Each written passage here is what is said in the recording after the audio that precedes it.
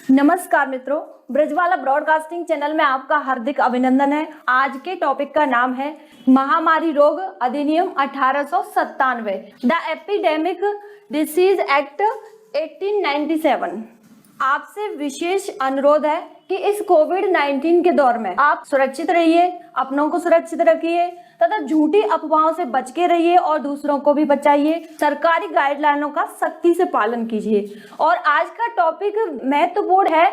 महामारी नियम को जानने का आपको पूरा हक है और आपको जानना चाहिए कि आखिर ये महामारी अधिनियम कब पारित हुआ, क्या क्या इसमें अमेंडमेंट हुए, क्या क्या बदलाव हुए। ये सारी बातें आज हम इस वीडियो से क्लियर करा देंगे और आपसे विशेष अनुरोध है कि आप पूरी की पूरी वीडियो को देखिएगा, बिल्कुल भी वीडियो स्किप मत कीजिएगा।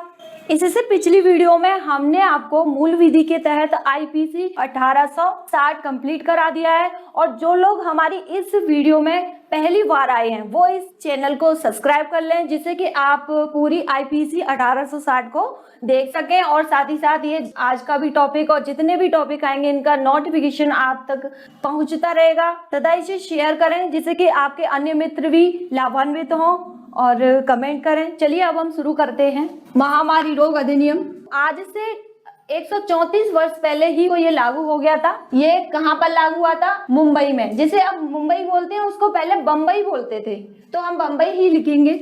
उस समय बम्बई में भयानक प्लेग फैला हुआ था। ब्रिटिश भारत में उस महामारी रोकथाम के लिए यह महामारी रोग अधिनियम 1897 लागू किया गया था।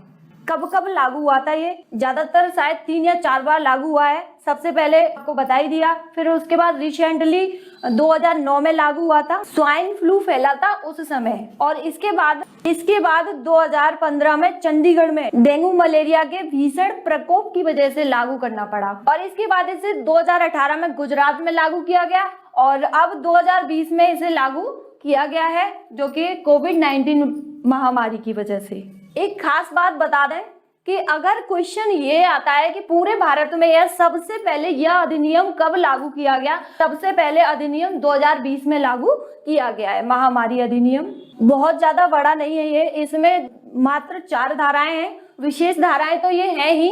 सबसे बड़ी बात यह है इसमें क्या क्या अमेंडमेंट हुए हैं, जो भी सुधार हुए हैं उनके बारे में जानना बेहद जरूरी है। हम शुरू करते हैं। धारा 1 में है अधिनियम का नाम और विस्तार।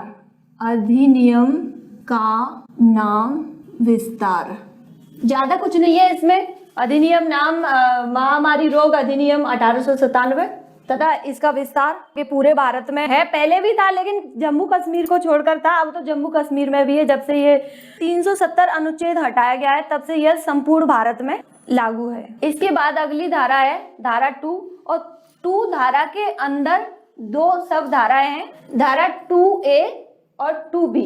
धारा 2A इसमें अधिनियम राज्यों को शक्ति प्रदान करता है।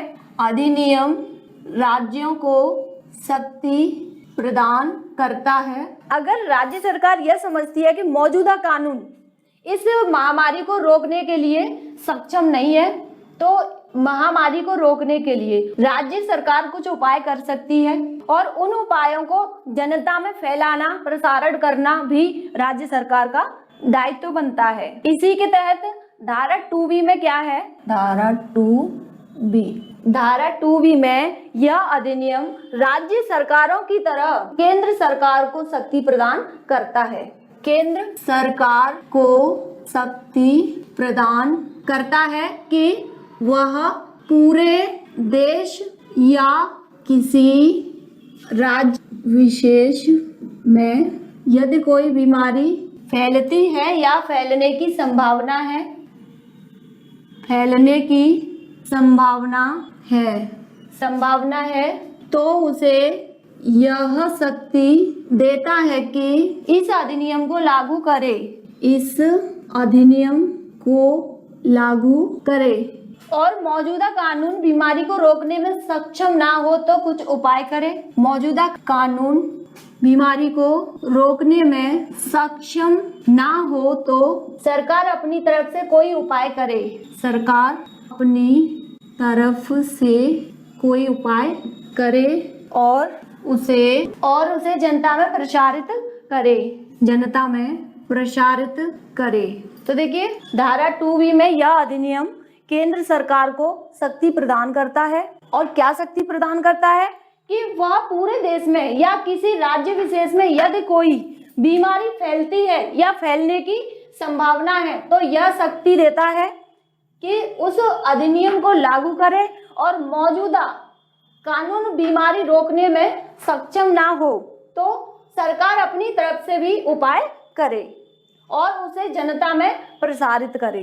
अब अगली धारा 2B, धारा 2B, अरे सॉरी गलती हो गई, यहाँ पर A है, ये 2A और यहाँ पर 2B। धारा 2B में है यातायात संबंधी तीनों जो रास्ते हैं, रेलवे, एयरपोर्ट और बंदरगाह, तो इन तीनों रास्तों पर सरकार रोक लगा सकती है, स्टेशनों को सैनिटाइज कर सकती है, संदिग्ध व्यक्ति को वहां से उठा सकती है और संबंधित अस्पताल में या किसी केंद्र में ले जाकर उसकी जांच करा सकती है। धारा 2B, राज्य सरकार को यह अधिकार है कि रेलवे स्टेशन, बंदरगाह, एयरपोर्ट का निरीक्षण कर सकती है, उन्हें विसंक्रमित कर सकती है, अर्थात सैनिटाइज कर सकती है। किसी भी संदिग्ध व्यक्ति को वहां से उठाकर किसी अस्पताल में या सरकारी केंद्र पर जांच करवा सकती है, संदिग्ध व्यक्ति की जांच करा सकती है, संदिग्ध व्यक्ति की जांच करा सकती। अब धारा 3 में क्या है, उल्लंघन करने पर आईपीसी की धारा 188 के तहत दंड विधान। उल्लंघन करने पर आईपीसी की धारा 188 के तहत दंड विधान। यदि कोई व्यक्ति नियमों का उल्लंघन करता है तो धारा 3 के अंतर्गत आईपीसी की धारा 188 के तहत दंड का प्राविधान दिया गया है और इसे भी 2 भागों में बांटा गया है। धारा 188 इसको भी 2 भागों में बांटा गया है। पहले भाग में विधि पूर्वक नियोजित किसी व्यक्ति को बाधा पहुंचाने पर, विधि पूर्वक नियोजित किसी व्यक्ति को बाधा पहुंचाने पर, क्षोभ कारित करने पर, क्षति पहुंचाने पर 1 माह का कारावास या 200 रुपया जुर्माना, 200 रुपये या दोनों। दूसरे भाग में दिया है ऐसी अवज्ञा जो मानव जीवन को संकट में डाल दे, मानव जीवन को संकट में डाल दे, मानव जीवन को संकट में डाल दे। आगे दिक्कत हो गई, चलिए लाइन खींच देते हैं। ये इसका है और इसके आगे है संकट में डाल दे। इसमें है 6 माह का कारावास, 1000 रुपया या दोनों। 6 माह का कारावास या दोनों। देखिए आज की डेट में इतनी बड़ी गलती करने के लिए ये दोनों ही बहुत कम है, इसीलिए अमेंडमेंट की जरूरत पड़ी जो अमेंडमेंट 2020 में किए गए हैं। अभी हम आगे बताएंगे। चलिए अब धारा 4 की ओर चलते हैं। धारा 4 महामारी के बचाव में टीम को लीगल प्रोटेक्शन। धारा 4 महामारी के बचाव में लगी टीम को लीगल प्रोटेक्शन। इसमें क्या है, महामारी की सुरक्षा में जो टीम लगी हुई होती है, जैसे डॉक्टर, सफाई कर्मचारी, पैरामेडिकल टीम, इन सभी के लिए लीगल प्रोटेक्शन इस धारा 4 में आता है। ये तो हुई आपकी चारों धाराएं जो अभी हमने आपको बताई हैं। और अब मेन बात है कि अब क्या क्या अमेंडमेंट हुए हैं उनके बारे में जानना बेहद जरूरी है, क्योंकि पहले ये जो 2 नियम थे कि अगर संकट पहुंचता है तो 6 महीने और 1000 रुपये और 1 माह की कारावास और 200 रुपये, इतना काफी नहीं था, ये बहुत कम है। पहले तो बात करते हैं कि इसका अमेंडमेंट कैसे हुआ। संविधान के अनुच्छेद 123 के तहत राष्ट्रपति के अध्यादेश जारी करने की शक्ति के तहत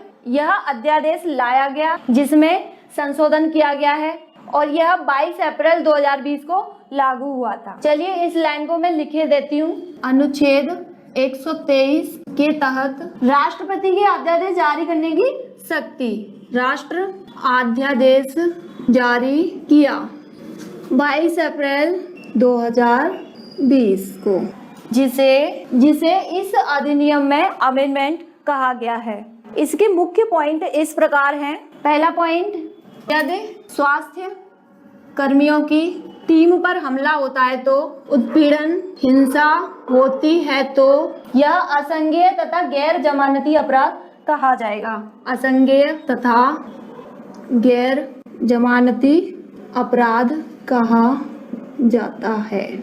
आईपीसी में असंज्ञेय तथा गैर जमानती अपराध को गंभीर अपराध के तहत रखा गया है। इसके बाद में दूसरा पॉइंट देखते हैं। पॉइंट 2, स्वास्थ्य कर्मियों के कार्य स्थल या पर हिंसा होती है तो भी यह गैर जमानती अपराध कहा जाएगा। स्वास्थ्य कर्मियों के कार्यस्थल या आवास पर हिंसा होती है तो भी यह असंज्ञेय तथा गैर जमानती अपराध कहा जाएगा। देखिए, इसमें ये जो सरकारी कर्मचारी होते हैं उनके घर पर या कार्यस्थल जैसे हॉस्पिटल, स्वास्थ्य केंद्र जगहों पर अगर हिंसा होती है तो भी यह गैर जमानती अपराध ही कहा जाएगा। अब आगे, अब नंबर 3 पॉइंट क्या है इनके बारे में। दंड। मेडिकल टीम पर हमला होता है तो घटना की गंभीरता के अनुसार कम से कम 3 महीना और ज्यादा से ज्यादा 5 वर्ष या दोनों।